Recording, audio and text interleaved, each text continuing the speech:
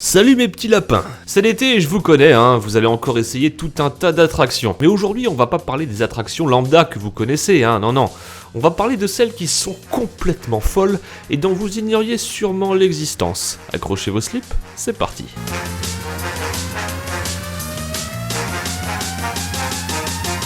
Le musée phallologique islandais. Le musée phallologique se situe dans la ville de Reykjavik. Merde. Et c'est une attraction plutôt originale puisqu'elle consiste à vous montrer tout un tas de phallus différents. Ah d'accord. Il n'en existe qu'un dans le monde et son objectif consiste à étudier et rassembler les différents spécimens de pénis de chaque mammifère vivant en Islande. Depuis 2001, on peut également observer un spécimen humain cette fois, grâce à un don d'un certain monsieur Pál Arason, don bien sûr fait après sa mort, sinon ça aurait été un petit peu douloureux quand même. Le Screaming Swing. Le Screaming Swing, c'est un type d'attraction que je vous déconseille de faire après avoir avalé votre petit déjeuner. Situé dans le canyon de Glenwood et mesurant plus de 19 mètres de haut, il est soutenu par 2 bras et permet jusqu'à 4 personnes de se faire balancer à 400 mètres au-dessus de la rivière du Colorado. Il vous faudra mesurer au moins 1,20 m et signer un document indiquant que vous avez plus de 18 ans ou qu'une personne adulte se porte garant. Bon, jusqu'à là, vous vous dites, ça va. Sauf que si vous signez ce document, vous certifiez également que ce type d'attraction est dangereuse et que vous êtes prêt à subir des dégâts physiques très importants, voire même la mort. c'est bon.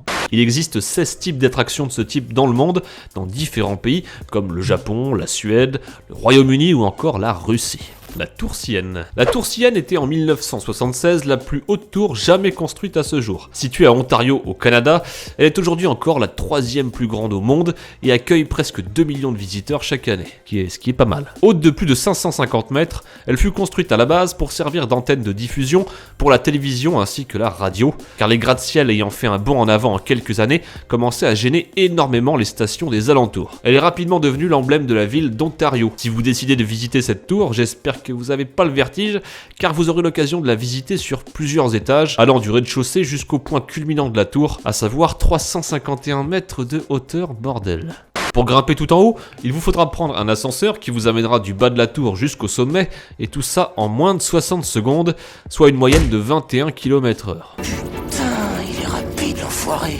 Une fois en haut, vous pourrez vous suspendre grâce à un câble et mettre votre joli popotin dans le vide. Pourquoi vous me direz ? Je sais pas, je cherche encore la raison, mais visiblement ça plaît à certaines personnes. Le câble est accroché à un rail qui vous assure une sécurité optimale et vous permettra de vous pencher à 500 mètres dans le vide afin d'admirer la magnifique ville d'Ontario. Le Thunder Dolphin. Ouvert en 2003, le Thunder Dolphin est un parc d'attractions qui se trouve à Tokyo. Quand je dis à Tokyo, c'est pas en périphérie, c'est vraiment au centre de la ville. Je sais pas vous, mais moi les petites montagnes russes, ça me fait déjà flipper. Alors un truc comme ça, je tombe direct dans les pommes. Mais bref, si vous décidez d'aller y faire un tour, préparez-vous à atteindre une vitesse de 130 km/h et à subir une accélération équivalente à 4,5 G. Pour vous donner une comparaison, quand vous sautez depuis un avion et que vous ouvrez votre parachute, vous subissez déjà environ 1 G dans la poire. Alors 4,5, je vous laisse imaginer. Le circuit fait plus d'1 kilomètre de long et vous aurez l'occasion d'apercevoir plusieurs fois des gratte-ciel ou encore une autoroute juste à côté. Bref, si vous aimez les sensations fortes, foncez. Le tilt. Vous vous souvenez quand je vous disais que les grands 8 c'était déjà pas trop mon truc ?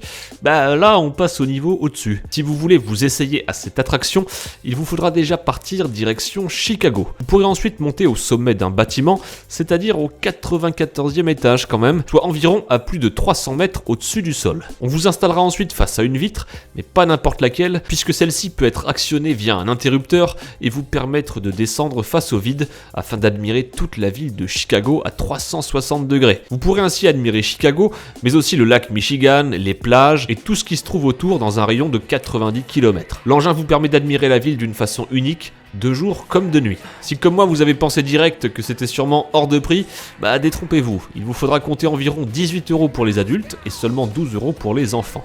C'est la fin de cette vidéo, j'espère qu'elle vous aura plu. Si c'est le cas, n'hésitez pas à lâcher un petit pouce bleu et bien sûr à la partager autour de vous. Mais surtout merci d'être fidèle et de regarder régulièrement les vidéos. À vendredi 17 h pour la prochaine vidéo et bien sûr, vous êtes awesome.